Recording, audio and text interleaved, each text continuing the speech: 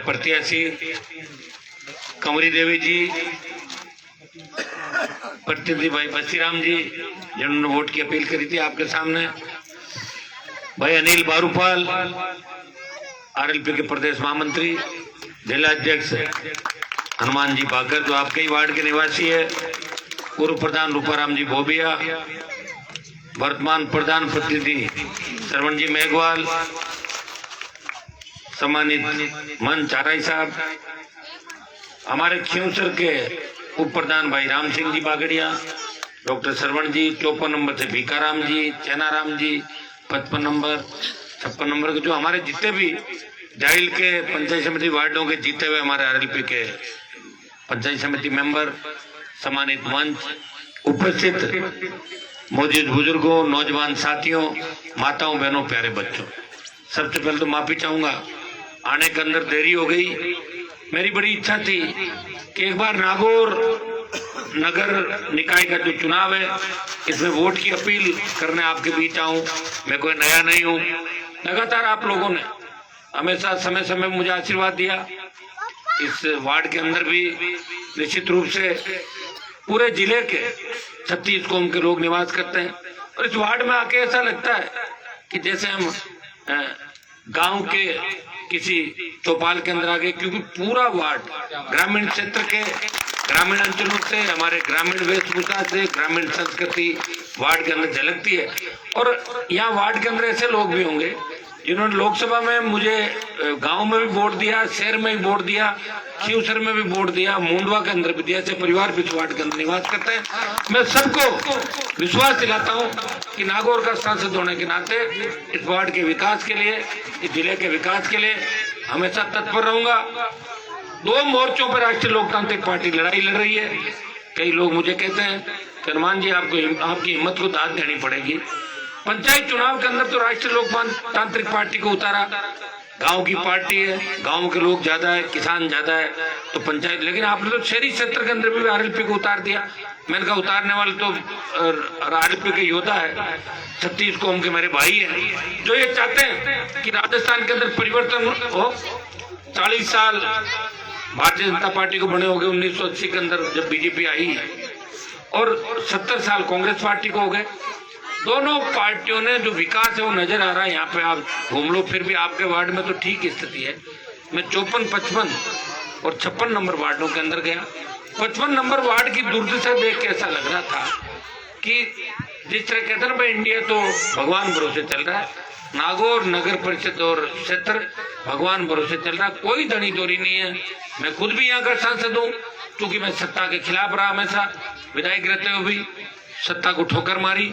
और देश के अंदर भी जब मैं सत्ता में था, प्रधानमंत्री के साथ था, देश का किसान तकलीफ के अंदर आया, देश का जवान तकलीफ के अंदर आया, तब 2 ही रास्ते मेरे सामने थे, या तो सत्ता के साथ रह के सत्ता का आनंद भोगूं, या मेरे भाइयों की तकलीफ के अंदर शरीक होकर सड़क पे जाऊं। तो मैं सड़क पे चला गया, एनडीए को ठोकर मारी और आपकी सेवा करने के लिए शाहजहांपुर बॉर्डर पे 29 दिन से आपका भाई वहां बैठा है। ये आरएलपी की हुंकारी थी कि हाईवे 60 साल में पहली बार बंद हुआ।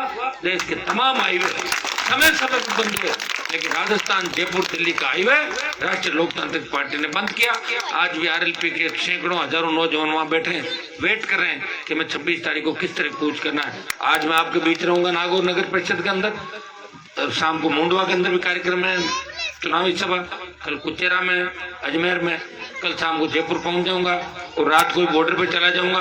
और परसों किस तरह कूच होगा उसकी रणनीति हम बनाएंगे। हम चाहेंगे कि हिंसात्मक तरीके से कूच भी हो, किसानों की बात रहे, किसानों का मान सम्मान रहे और हिंसा देश के अंदर नहीं हो। इस बात का भी विशेष तरीके से आरएलपी पार्टी शुरू से ध्यान रख रही, आगे भी ध्यान रखेगी। भाइयों, नागौर का मान और सम्मान में तो लोकसभा के अंदर बढ़ाया, आप देख रहे हो, इसी का परिणाम है। एक जमाना था जब नागौर के अंदर नेताओं को देखने के लिए जनता तरसती थी कि नेता आएंगे, कभी सुनते थे, उनका चिन्ह आता था, कांग्रेस और बीजेपी के चिन्ह पे वोट डालते थे। ये हनुमान बेनीवाल का संघर्ष ही था कि नेताओं को गली गली घुमा दिया और वार्ड वार्ड घुमा दिया नागौर के नेताओं। अब आप देखो हर वार्ड में नेता घूमता हुआ दिखेगा। ये संघर्ष किया, उसी का परिणाम था। पहला किसान का बेटा हूँ, खुद की पार्टी बनाई, आपका बहुत बड़ा योगदान रहा। पार्टी बना के भगत सिंह की भूमिका के अंदर लड़ता हुआ नजर आया, सत्ता को ठोकर मारी, अब आपके लिए मंत्री पद त्यागे और एक बहुत बड़ी व्यवस्था परिवर्तन की लड़ाई की शुरुआत की। बदमाशों से लड़ा, माफियाओं से लड़ा, बड़े बड़े नेताओं से, उन समाज कंटकों से लड़ाई लड़के एक अपना स्थान राजस्थान के अंदर बनाया। और 2 साल में राष्ट्रीय लोकतांत्रिक पार्टी ने एक उपचुनाव खियूंसर का जीता, नागौर की लोकसभा की सीट जीती। कुछ भाई ये भी कहते हैं कि गठबंधन से जीते, तो गठबंधन तो जब किया था ना जब हमारे पास ताकत थी। अगर 3 लाख वोट दे दिए तो बदले में 25-30 लाख वोट भारतीय जनता पार्टी को पूरे राजस्थान के अंदर दिलाए थे। क्या आप सब जानते हो कि 16 जगह हनुमान बेनीवाल ने राजस्थान के अंदर भारतीय जनता पार्टी के लिए वोट मांगे थे। और मेरा झगड़ा एक मुद्दे पे था कि किसानों की अगर पैरोकारी नहीं करेंगे तो हम ऐसी जगह पे नहीं बैठ सकते, इसलिए आपके लिए मैं बाहर निकला हूँ। मेरे लिए तो तैयार है सारे पद, जब चाहूँ जब मैं ज्वाइन कर लूँ, मुझे कौन मना करता है। लेकिन मैंने कसम खा रखी है कि जब तक आपकी सत्ता में भागीदारी नहीं होगी, जब तक राजस्थान में किसानों की सत्ता नहीं आएगी, असली किसान का बेटा राजस्थान का सीएम नहीं बनेगा, तब तक हनुमान बेनीवाल इसी तरह सड़कों पर संघर्ष करता रहेगा। संघर्ष आपके सामने। कई लोग ये भी कहते हैं कि अपने परिवार से अपने भाई को विधायक बना लिया। मेरी इच्छा नहीं थी। मैंने तो कई नेताओं को कहा आ जाओ आप क्यों से लड़ लो, क्यों घूम रहे हो, कभी कांग्रेस से लड़ते हो, कभी हारते हो, कभी छोड़ते हो, कभी वापिस आते हो। ये तो जानते हैं सारी आरआई साहब इन बातों को। लेकिन उन्होंने कहा साहब आरएलपी से तो नहीं लड़ेंगे, लड़ेंगे तो हम कांग्रेस से, तो क्योंकि उनको तो हमेशा हारने की और उस जगह आदत थी गुलामी करने की। तब लोगों ने कहा कि साहब हम आपके परिवार से ही चुनाव लड़ना चाहते हैं। तो भाइयों आपके कहने से मैंने मेरे परिवार छोटे भाई को मैदान के अंदर उतारा। मैं ऐसा व्यक्ति था जो परिवारवाद के हमेशा खिलाफ रहा राजस्थान कि परिवारवाद लंबा एक नहीं, भाई बाप बन गया तो उसका बेटा बनेगा, उसका भाई बनेगा। लेकिन मजबूरी ये थी कि अगर चुनाव नहीं लड़ाते तो कांग्रेस पार्टी सीधी सीधी खियूंसर के अंदर चुनाव जीत के चली जाती। और फिर आप ही कहते कि आरएलपी खियूंसर में नहीं बच पाई अपने गढ़ में, तो फिर क्या रहा। इसलिए आपकी जिद में हनुमान बेनीवाल ने अपने भाई को चुनाव लड़ाया और आपने सरकार को हरा के देश में मैसेज दिया कि खियूंसर की जनता किसी पार्टी के साथ नहीं है, वो व्यक्ति के साथ है, और सरकार को भगा दिया आपने देश के अंदर। और भाइयों इसी तरह नागौर के अंदर मैं गठबंधन से आया था, तो शुरू के अंदर लोगों ने कहा कि बीजेपी के लोग वोट नहीं देंगे, लेकिन बीजेपी के लोगों ने भी एक तरफा मतदान हनुमान बेनीवाल के लिए पूरे जिले के अंदर किया। उन्होंने कहा हनुमान जी का संघर्ष हमने देखा कि भारतीय जनता पार्टी के अंदर ही पहले हुआ करते थे, आंतरिक लोकतंत्र को लेकर झगड़ा किया, और वसुंधरा का दिमाग ठीक करने के लिए हनुमान बेनीवाल ने भारतीय जनता पार्टी के अंदर बगावत की। और भाइयों मैंने कहा था कि कांग्रेस और भारतीय जनता पार्टी दोनों को ठीक करूंगा। समय कम था, हुंकार भरी, ललकार भरी, संपूर्ण कर्ज माफी की बात राजस्थान में पहली बार करी कि किसानों का पूरा कर्जा माफ किया जाए। धंधा क्षेत्रों का 3 लाख करोड़ का कर्जा कांग्रेस और भारतीय जनता पार्टी ने दिल्ली में किया, तो हमने कहा कि राजस्थान के किसान का 82,000 करोड़ का पूरा ऋण माफ करो, मुफ्त बिजली दो राजस्थान के किसानों को, और घरेलू उपभोक्ताओं को आधी दर पे बिजली दो। किस बात का टोल ले रहे हो, रोड टैक्स ले रहे हो, टोल टैक्स मत लो, सेस भी लगा रहे हो। हरियाणा दिल्ली के अंदर डीजल 11-10 रुपए सस्ता मिलता है, जिस बॉर्डर पर हम बैठे वहां से 2 किलोमीटर दूर डीजल 10 रुपए कम है, और यहाँ राजस्थान में डीजल का ज्यादा है। स्टेट गवर्नमेंट भी टैक्स लगाती है और दिल्ली वाले भी मार रहे हैं। कहाँ कितनी महंगाई हो रही है, कोई नहीं सुनने वाला। हमने कहा टोल टैक्स नहीं देंगे, बेरोजगारी भत्ता दे, जितने भी पद खाली है उन पदों को भरो। हुंकार भरी राजस्थान के अंदर, नई पार्टी बनाई, पार्टी बना के उम्मीदवार लड़ाए, 57 जगह उम्मीदवार लड़ाए, 9 लाख के लगभग वोट लिए। 3 विधायक जिनमें 2 दलित विधायकों को लेकर राजस्थान की विधानसभा के अंदर पहुंचा। बसपा पार्टी एक भी दलित को नहीं जीता पाई जो दलितों की हिमायती बनती राजस्थान के अंदर। 6 लोग जीते थे दूसरे, और 6 के 6 बिक गए और कांग्रेस पार्टी ज्वाइन कर ली। भाइयों आज भी राजस्थान के अंदर विधानसभा में कई बार कांग्रेस और बीजेपी आपस में हाथ मिला लेती है, तब एक ही पार्टी लड़ती है, वो राष्ट्रीय लोकतांत्रिक पार्टी लड़ती है। उसके तीनों विधायक बेल में भी जाते हैं, बाहर भी आते हैं, बयान भी देते हैं और सड़क पे भी लड़ते हैं। और आपका भाई दिल्ली के अंदर प्रधानमंत्री के साथ होते हुए संपूर्ण कर्ज माफी की बात करता है और देश को टोल मुक्त करने की बात करता है, जवानों को रोजगार की बात करता है। आप सारी बातें देखो। और जब आपको आवश्यकता पड़ी तो नागौर का सम्मान नहीं गिरने दिया। जिस तरह तेजाजी महाराज ने 1000 साल पहले निकले, गायों की रक्षा के लिए अपना वचन निभाया। उसी तरह हनुमान बेनीवाल ने जो वचन दिया था कि किसान कौम को जहां भी मेरी आवश्यकता पड़ेगी 1 मिनट के अंदर एनडीए छोड़ दूंगा, और एनडीए छोड़ के सड़क पे बैठा। देश का पहला सांसद है तो सड़क पे बैठा हुआ है। मुझे सड़क पर बैठने की आवश्यकता नहीं है, मैं तीनों विधायकों को बिठा देता, पार्टी पदाधिकारियों को बिठा देता, 1000 नौजवान बैठने को तैयार थे। मैंने कहा मैं मेरे भाइयों के बीच में बैठूंगा ताकि देश में संदेश जाए कि ये किसान का बेटा सांसद होते हुए भी अपने लोगों के बीच बैठा, ये राजनीति नहीं कर रहा है। मैं दूसरे बॉर्डर पर नहीं गया, सिर्फ राजस्थान का बॉर्डर रोका, और ये राजस्थान का मैसेज भी दिल्ली में हमको इसे देना पड़ा। जब देश से आवाज आई कि राजस्थान के लोग किसान बिलों के खिलाफ नहीं है, तब हमने कहा कि राजस्थान का किसान भी इन तीनों कृषि बिलों के खिलाफ है। और हनुमान बेनीवाल ने दिल्ली की ओर कूच किया। और भाइयों, ये सारी चीजें आज सोशल मीडिया के माध्यम से कुछ हम गड़बड़ करते हैं या कहीं गलत बात भी आता है कि तुरंत आप लोग टोकते हुए नेताओं को। सोशल मीडिया का जमाना है, तो आपको सारी बात पता है, कौन लड़ रहा है, कौन संघर्ष कर रहा है, और जहां भी आवश्यकता पड़ी। मैं तो ऐसा व्यक्ति हूँ कि अगर 5 आदमियों ने आके कह दिया कि हनुमान जी हमारी बात रखनी है, चाहे आपकी बात चली जाए, तो मैंने 5 आदमियों की बात रख दी। मेरी चली भी गई तो कोई फर्क नहीं पड़ा, क्योंकि मुझे पता है वो 5 आदमी मेरी बात हमेशा आगे रखते जाएंगे।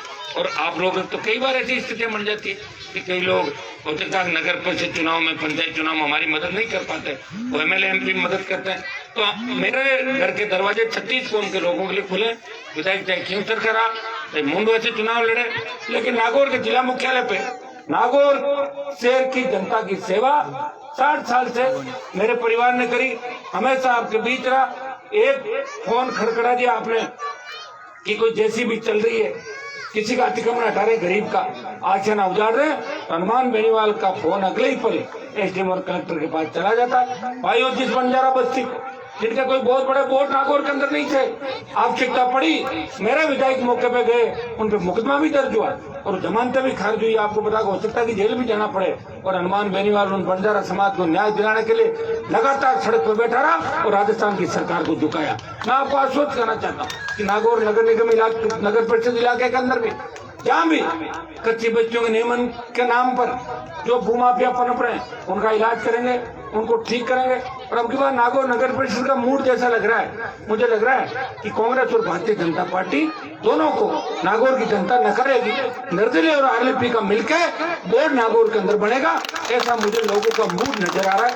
देखिए, हम तो 14 सीटों में उम्मीदवार उतारे, कई जगह बच्चों की इच्छा थी कि साहब हम निर्दलीय लड़ेंगे, आरएलपी का सपोर्ट मिलेगा, जैसा आपका हमारे तो निर्दलीयों को भी हम हमारे भाई मानते हैं, खिलाफ लड़ते हैं। तो मैं एक आह्वान आपको शहर में ये भी करूंगा, कांग्रेस और भारतीय जनता पार्टी की टक्कर में इस शहर में जहां भी निर्दलीय कंटेस्ट करें, उन निर्दलीय भाइयों की सोशल मीडिया के माध्यम से, दूसरे माध्यम उनकी मदद करनी है।